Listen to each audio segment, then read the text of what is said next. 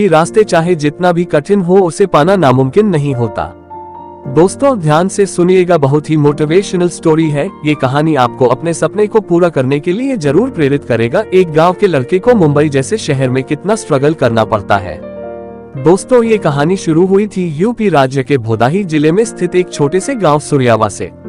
एक छोटे से गांव का लड़का एक दिन टीवी पर क्रिकेट देख रहा था और उसी दिन सचिन तेंदुलकर का बैटिंग देखकर उसके दिल में भी क्रिकेटर बनने का सपना जगा और धीरे धीरे करके क्रिकेट के प्रति दिलचस्पी और भी बढ़ता चला गया।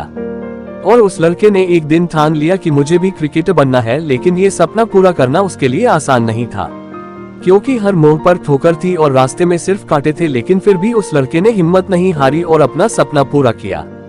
तो दोस्तों आज यशस्वी जायसवाल को कौन नहीं जानता, और यह कहानी भी यशस्वी जायसवाल का ही है। ये एक ऐसी कहानी है जो आपको भी अपने सपने साकार करने में काफी मदद कर सकती है। तो ध्यान से इस कहानी को पूरा देखिएगा और समझने की कोशिश कीजिएगा, शायद इस कहानी के बाद आपका भी जीवन बदल जाए। एक आम लड़का जिनके पिता एक हार्डवेयर का दुकान चलाते थे और माँ एक हाउसवाइफ थी, और वैसे लड़के के लिए क्रिकेटर बनना एक सिर्फ और सिर्फ सपना ही हो सकता था। और घर में आर्थिक तंगी के कारण ये सपना पूरा होना नामुमकिन जैसा था, क्योंकि कुल मिलाकर उनके 6 भाई बहन हैं और पिताजी के पास उतने पैसे नहीं थे कि वो उन्हें क्रिकेटर बनने में मदद कर सके। फिर भी उस लड़के के दिल में एक जुनून, या फिर यूं कह लीजिए कि उनके के ऊपर क्रिकेट का भूत सवार था, और वो जानते थे कि उनके अंदर मेहनत करने की क्षमता है। उनको अपने ऊपर पूरा विश्वास था। उन्होंने धीरे धीरे करके अपने दोस्तों के साथ वो गाँव में ही क्रिकेट खेलना शुरू कर दिए। फिर एक दिन उन्हें ये पता चला कि वो एक गांव में रहकर कभी भी क्रिकेटर नहीं बन सकता है, इसलिए उसने महज 10 साल की उम्र में घर छोड़ने का फैसला किया और वो जैसे तैसे करके मुंबई के दादर शहर पहुंच गए और आजाद मैदान में अकादमी ज्वाइन कर ली। लेकिन आजाद मैदान दादर से काफी दूर होने के कारण उन्हें आने जाने में काफी ज्यादा समय लग जाता था, जिसके कारण उन्होंने कलादेवी में अपने चाचा के पास गए और चाचा ने उन्हें एक डेयरी शॉप में काम लगवा दिया और उन्होंने वहां पर काम करना शुरू किया, जिससे उन्हें खाना मिल जाता था। पर 10 साल की उम्र में प्रैक्टिस के साथ साथ काम करना बहुत ही मुश्किल था। वो प्रैक्टिस करने के बाद काफी थक जाते थे, जिसके कारण उनसे काम नहीं हो पाता था और इसी कारण से दुकानदार ने उन्हें काम से निकाल दिया। फिर वो अपने चाचा के पास गए। उनके चाचा मुंबई के आजाद मैदान के पास ही गोलगप्पे बेचने का काम करते थे, लेकिन 10 साल की उम्र में मुंबई में फुटपाथ पर रहकर गोलगप्पे बेचना इतना आसान नहीं था। उन्हें कुछ समझ नहीं आ रहा था कि उसे करना क्या है। लेकिन यशस्वी ने हार नहीं मानी और काम पर लग गए। यशस्वी पूरा दिन प्रैक्टिस करने में लगे रहते और उसके बाद शाम को अपने चाचा के साथ गोलगप्पे बेचते थे, जिससे उनके चाचा की भी मदद हो जाती थी और साथ में जायसवाल के लिए खाने का भी व्यवस्था हो जाता था। और ऐसे ही करके लगभग 1 साल तक उन्होंने गुजारा किया।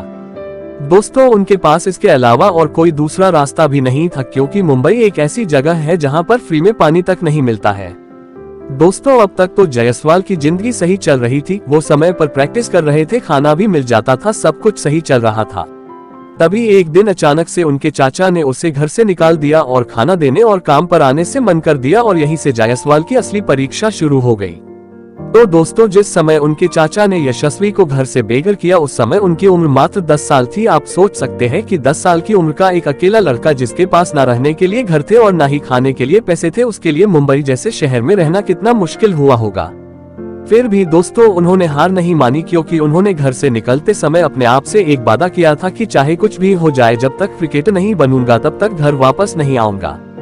दोस्तों चाचा के घर से निकलने के बाद 1-2 दिन तो उन्होंने जैसे तैसे करके फुटपाथ पर बिताया। फिर उन्होंने सारी बातें अपने कोच को बताई, जहां वो पहले आजाद मैदान में प्रैक्टिस करते थे।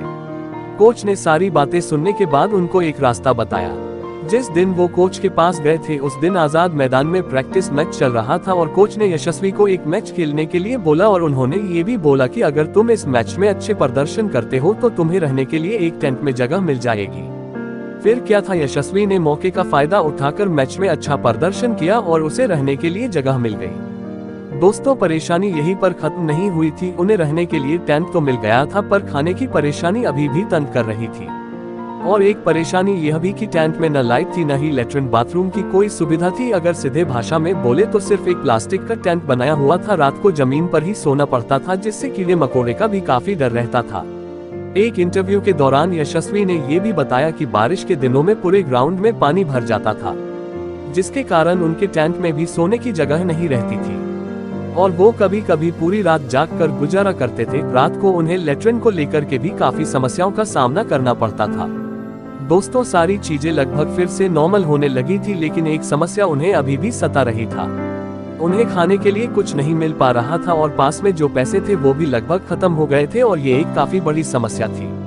फिर धीरे धीरे करके फिर से गोलगप्पे वाले शॉप पर काम करना शुरू कर दिया और दूसरे टीमों में मैच खेलना शुरू कर दिया, जिससे उन्हें एक वक्त का खाना और 200 रूपये मिल जाते थे और ऐसे ही करके उनका जीवन कट रहा था। ऐसे ही लगभग 3 साल तक चलता रहा। जैसे तैसे जिंदगी कट रही थी। ऐसे वक्त में अच्छों की हालत खराब हो जाती है, लेकिन उनके लिए क्रिकेट से बढ़कर कुछ भी नहीं था। समय बीतता गया और फिर वो दिन आया जिसकी उन्हें जरूरत थी। वो कहते हैं ना दोस्त कि किस्मत भी उनकी ही साथ देती है, जिसमें कुछ करने का जुनून होता है। यह से अब यशस्वी की जीवन की कहानी बदलने वाली थी। एक दिन यशस्वी आजाद मैदान में ही एक प्रैक्टिस मैच खेल रहे थे और वो अपने अंदाज में ही चौके छक्के और दर्शनीय शॉट लगा रहे थे। उसी दिन ज्वाला सिंह नाम के एक कोच अपने दोस्त से मिलने आज मैदान में आए हुए थे। तभी अचानक उनकी नजर जायसवाल पर पड़ी और उनकी निगाहें पूरे मैच में जायसवाल पर ही टिकी रही।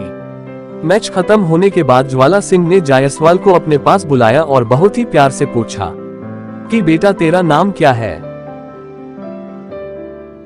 फिर उनका घर पता और सारी कहानी जानने के बाद ज्वाला सिंह थोड़े इमोशनल हो गए, क्योंकि ज्वाला सिंह भी एक क्रिकेटर ही बनना चाहते थे और वो भी जायसवाल की तरह उत्तर प्रदेश से मुंबई क्रिकेट सीखने के लिए आए थे। लेकिन वो क्रिकेटर नहीं बन पाए, तो उन्होंने बच्चों को क्रिकेट सिखाना शुरू कर दिया।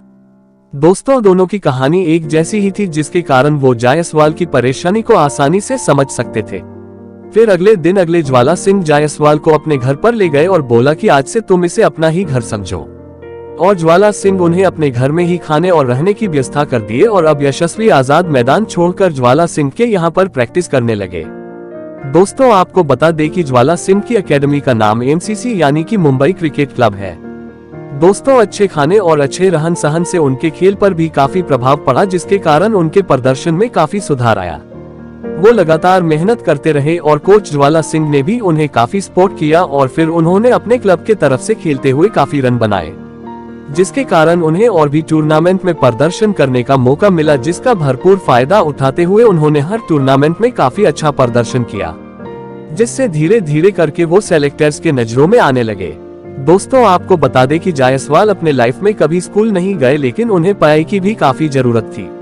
उनके पास आज भी पढ़ाई की कोई डिग्री नहीं है, क्योंकि उन्होंने पढ़ाई से ज्यादा सिर्फ और सिर्फ क्रिकेट को समय दिया है।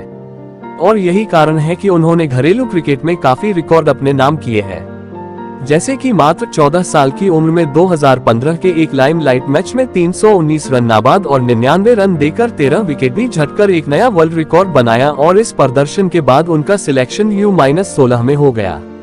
दोस्तों, जायसवाल 2018 में U-19 एशिया कप के सबसे ज्यादा स्कोर करने वाले खिलाड़ी भी रहे, जिसमें उन्होंने 318 बनाकर इंडिया U-19 टीम को चैंपियन भी बनाया था और 2019 में भारत को U-19 वर्ल्ड कप जीताकर टूर्नामेंट के सबसे बेहतरीन खिलाड़ी भी बन गए।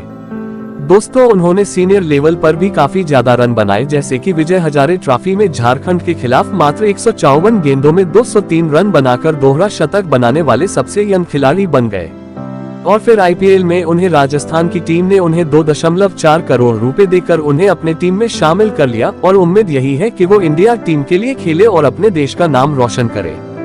दोस्तों, ऐसे तो मैंने हमेशा धोनी सर को अपना आदर्श मानता हूं, लेकिन इस खिलाड़ी ने और इसके कहानी ने हमें आगे बढ़ने के लिए एक नई उम्मीद दे दी है। और अंत में इस खिलाड़ी के लिए दिल से 2 लाइन कहना चाहता हूं कि आसान नहीं होता इस दुनिया में किसी भी लक्ष्य को पाना, एक सपना देखना और उस सपने के लिए हद से गुजर जाना। अगर कुछ पाने की ख्वाहिश दिलो जान से हो, मेहनत और संघर्ष के दिनों में हाजिर प्राण भी हो, ऐसे तो न जाने कितने लोग इस दुनिया में आते जाते हैं, पर याद वही लोग रहते हैं जो अपने सपनों के लिए हद से गुजर जाते हैं।